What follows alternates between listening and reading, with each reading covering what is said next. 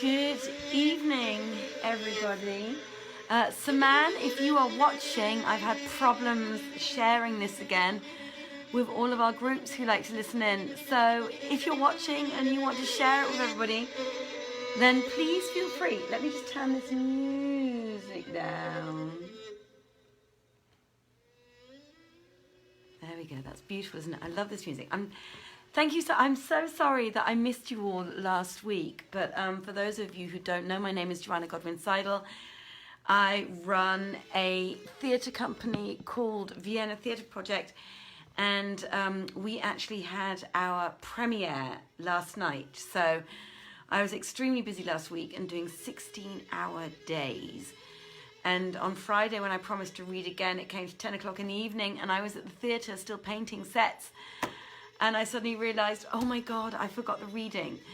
So I do apologize to all of you. It is so lovely to have you here. We had a wonderful premiere yesterday evening. Despite being in the middle of a pandemic, we are only allowed to have the theatre half full. Every second seat is empty, which makes it a little bit difficult financially, but we wanted to do it anyway, and we're determined to do it anyway. A beautiful, beautiful show here in Vienna at the Theater Drachengasse called Nina Simone for Women. So if you are in and around Vienna, make sure you go on to www.drachengasse.at or go on to viennatheatreproject.com, or here on our Facebook page there is an event and you can go and check that out. And it is running every night, apart from tonight obviously because I'm here. It is running every night this week and next week, apart from this coming Saturday. We are on, so please, please, please do come and check us out. It's a beautiful, beautiful show with 4 amazing artists singing lots of Nina Simone songs and talking about women's power and Black Lives Matter. So I do invite you to join us at Theater Drachengasse, 8 p.m. every night this week.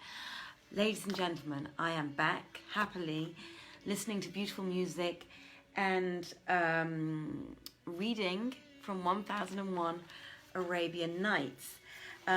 If you find the music a little bit distracting and disturbing, I'm going to turn it down a little bit actually, because I find it distracting and disturbing. I have to admit that I'm a little bit tired, so if I start yawning all of a sudden, then, oh, thank you for the likes. If I start yawning all of a sudden, I do apologize. I'm kind of trying to pop my eyes open. And then I suddenly realized, oh, maybe I should have a coffee, but that's not going to help me either. And then, hi, Anita. It's so lovely to see you again. I saw you recently. No clue when you get all this energy from. Yes, me neither.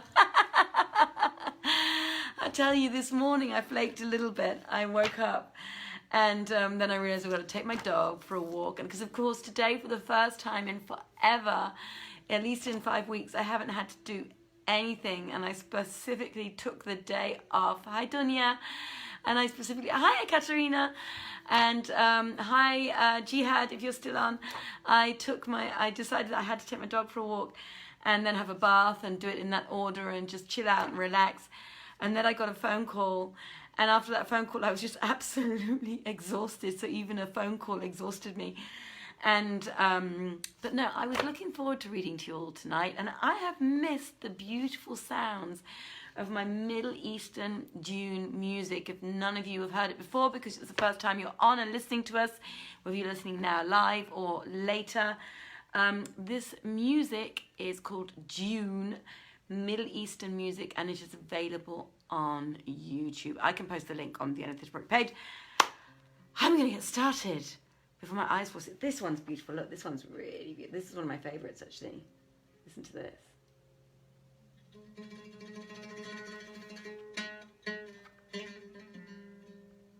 Isn't that beautiful? I love it, and I love the guy who was singing earlier on. I know, it's beautiful, isn't it? I love this music, honestly. Hi, Tim. I listen to it an awful lot when I'm not even reading, in the car now and everything, because I just find it so calming and relaxing. Or if you're having a bath or something like that, it's really cool. If I'm too dark, please let me know, and I will shine a bit more light on me. But I'm trying to stay in the dark for the moment, because I honestly look like I've aged like 20 years or something like that. Right, okay, I'm going to turn the music down. I'm going to take a sip of my drink. Thank you for the hearts and likes, everybody. I'm going to take a slurp of my drink, and then I'm going to read to you all. Let me see what I have to do with this. I'm not very good. You know what I discovered today in my car? I've had my car for 5 years now, and I still don't know how to use my you know, your Sprechanlage when you're talking on the phone. I always cut it out and press the wrong buttons. Anyway, that's by the by, and not very interesting. And off I go, everybody. I'm going to leave the music going on in the background. I hope it's not going to be too annoying. I don't think you can hear it anyway, because I've made it really quiet. Right, so now, when it was the 105th night, she said, It have reached me, O auspicious king, that when Nuzhat al-Zaman heard these words from the Badawi, the light was changed in her eyes to night, and she rose, and drawing the sword, smote Hamad the Arab between the shoulder blades, so that the point issued from the apple of his throat. And when all present asked her, "Why hast thou made haste to slay him?" she answered, "Praise be Allah, who hath granted me in my lifetide to avenge myself with mine own hand." And she bade the slaves drag the body out by the feet and cast it to the dogs. Thereupon they turned to the two prisoners who remained of the three, and one of them was a slave. So they said to him, "What is thy name, fellow? Tell us the truth of thy case."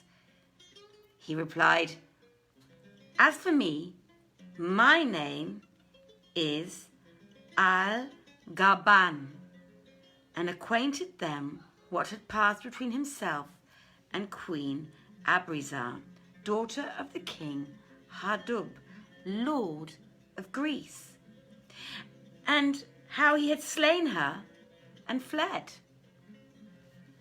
Just turn this down a little bit.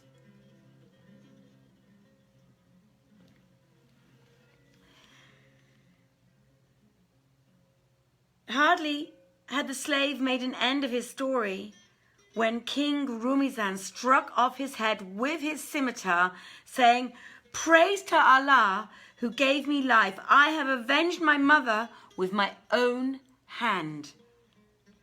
Then he repeated to them what his nurse Marjanah had told him of the same slave whose name was Al-Gaban, after which they turned to the third prisoner. Now, this was the very same camel driver whom the people of the holy city Jerusalem hired to carry Zau al-Makan and lodge him in the hospital at Damascus of Syria. But he threw him down on the ashes midden and went his way. And they said to him, "Acquaint us with thy case and tell the truth."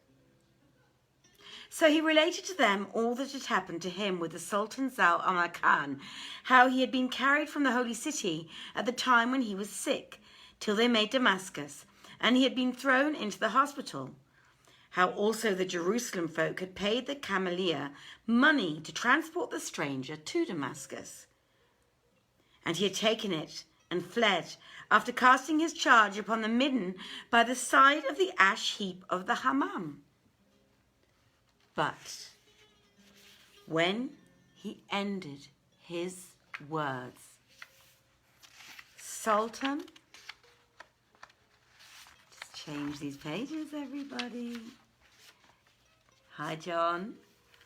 Sultan Kanmakan took his sword forthright and cut off his head. Praise be to Allah, who hath given me life, that I might requite this traitor what he did with my father. For I have heard this very story from King Zau al-Makan himself. Then the kings said to each other, "It remaineth only for us to wreak our revenge upon the old woman Shawahi, Yelet Zat al-Dawahi, because she is the prime cause of all these calamities, and cast us into adversity on this wise. Who will deliver her into our hands, that we may avenge ourselves upon her and wipe out our dishonor?" And King Rumzan said, "Needs must we bring her hither." So, without delay or stay, he wrote a letter to his grandmother, the aforesaid ancient woman, giving her to know therein that he had subdued to the kingdoms of Damascus and Mosul and Iraq, and had broken up the host of the Moslems and captured their princes, adding, I desire thee of all urgency to come to me, bringing with thee Queen Sophia, daughter of King Afridun, and whom thou wilt of the Nazarene chiefs, but no armies. For the country is quiet and wholly under our hand.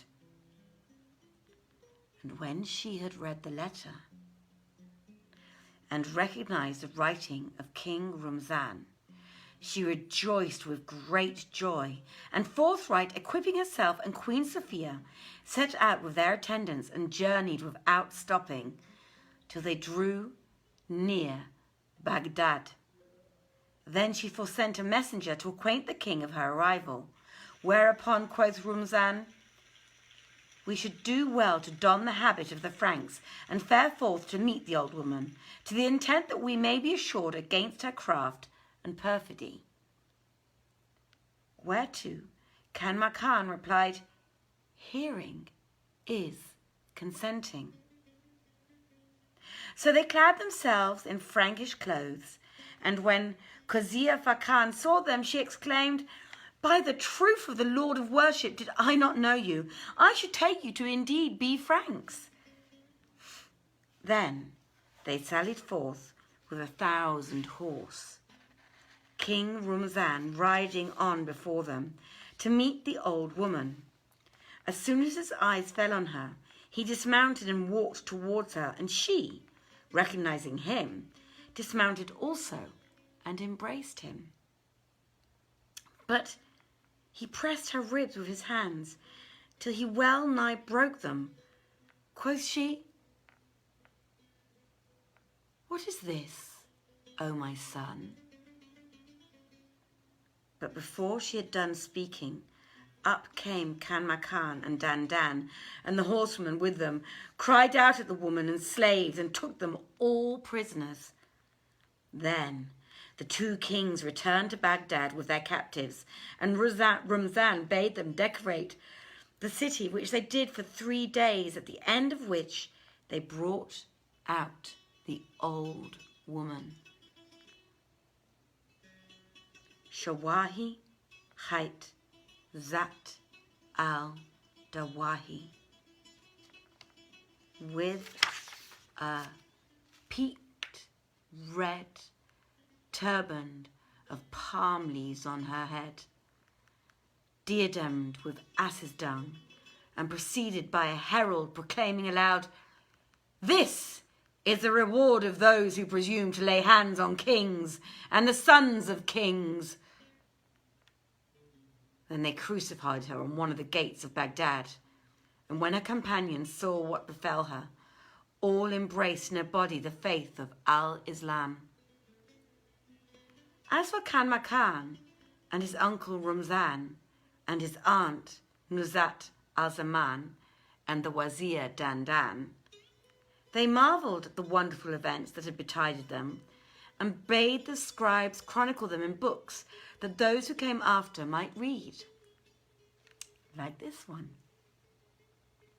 Then they all abode for the remainder of their days in the enjoyment of every solace and comfort of life, till there overtook them the destroyer of all delights and the sunderer of all societies.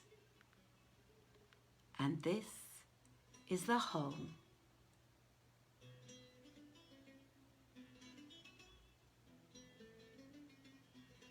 That have come down to us of the dealings of the fortune with King Omar bin al-Nu'man and his sons Shah Khan and Zau al-Makan,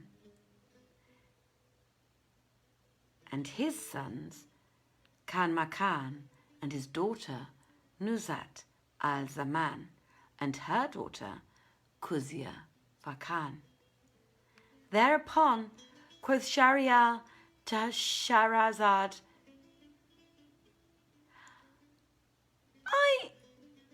desire that thou tell me somewhat about birds. And hearing this, Dunyazad said to her sister, I have never seen the Sultan light at heart all this while till the present night, and his pleasure garreth me hope that the issue for thee with him may be a happy issue. Then drowsiness overcame the Sultan, so he slept, and Scheherazade perceived the dawn of day and perceived the approach of day. Oh, it's different today. See, I just automatically started reading it. And Scheherazade perceived the approach of day and ceased saying her permitted say. What time is it? Woo! Excuse me, everybody. There we go. Let's get it back. All right. I'm going to take a short break and have a drink because the next story is very long.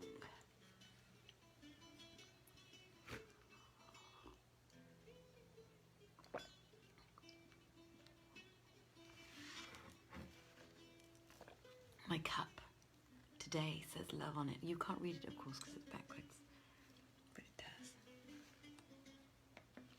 Okay.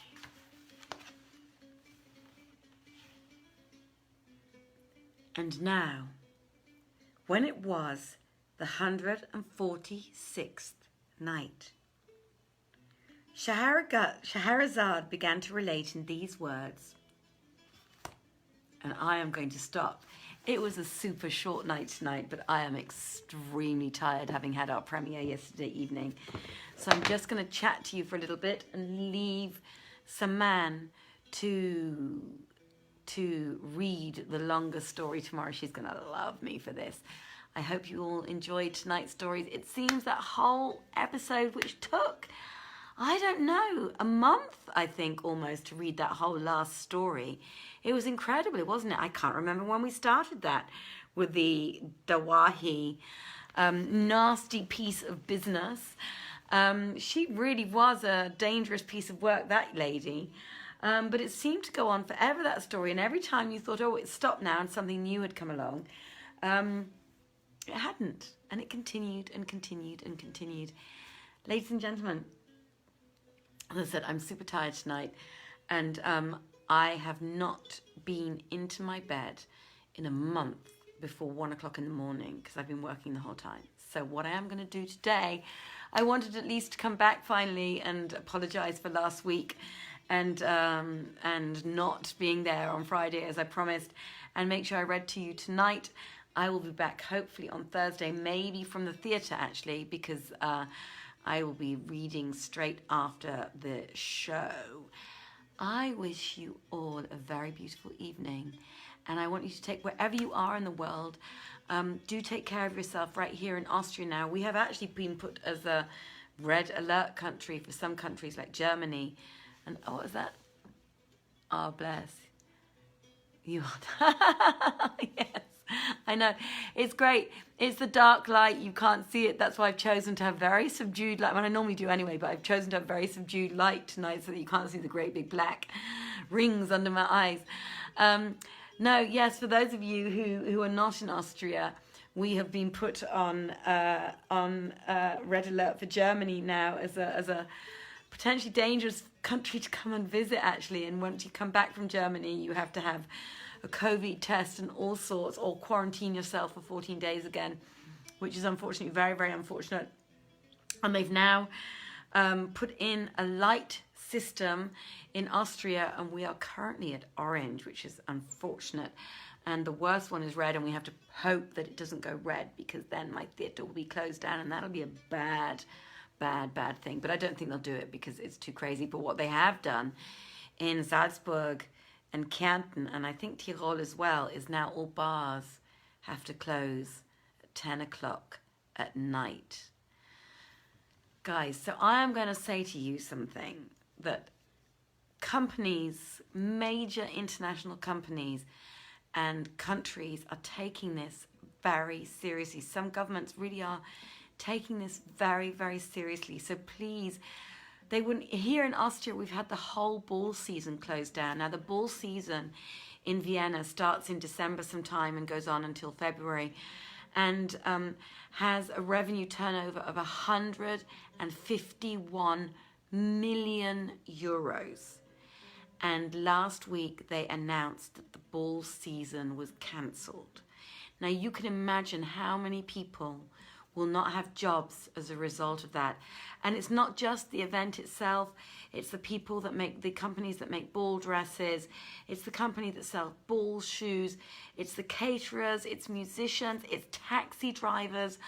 All of these people are going to have a huge loss of revenue. And for some people, I mean, they were saying today on the radio, people in the gastronomy industry, so restaurants, hotels, so the guest industry, restaurants, hotels, that sort of thing, bars, clubs, they're all really, really suffering. And that's where the highest unemployment rate is at the moment.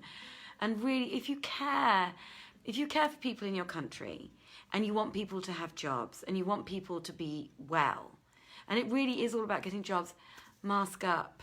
Really, I can only say that a country that has the potential to lose 151 million euros in revenue is not going to do that because this isn't a thing. Okay, why would they? It would make no sense. So my big request for today, because it does also affect my industry, and if people in Austria aren't careful and the numbers really shoot up, because of course also it's flu season coming up, right? And the numbers shoot up, then they're going to close the theatres down as well. And that's another bunch of people out of jobs. I've already had a show cancelled that I was going to be doing in November because people have not been being careful. So do mask up. Get yourself some really nice fashionable masks if you don't like the medical ones, and just make yourself look gorgeous, and you will. And my dear people, my dear friends, I send you many, many blessings. Please take care of yourselves. I am going to be at Theater Drachengasse most evenings, so if you do see me, somebody that looks like me, then behind your mask, say hello. Your eyes look like Joanna's eyes.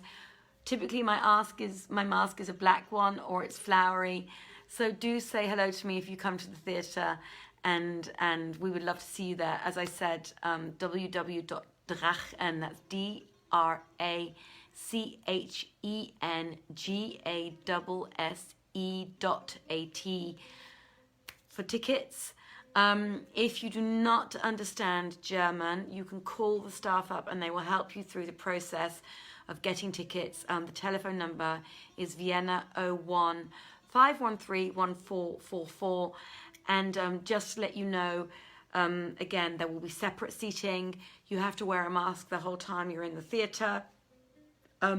They do have air ventilation going on the whole time in the actual theatre, or regularly at intervals during the whole theatre performance. The bar is sadly not open, but there is a bar across the road which serves drinks, and you can stand outside. There's a passageway and stuff, so you can actually space yourselves out very nicely if you're very cautious. And take care. There are disinfectant suspenders. Suspender? Oh, I can't see how to. Those dispensers. I was just about to say suspenders. There are disinfectant dispensers around the theatre, so you can wash your hands regularly. So they're doing their very best to try and ensure. Of course, they can't guarantee everything, but they're doing their very best to try and ensure that you have a very pleasant, relaxed and safe experience at the theatre.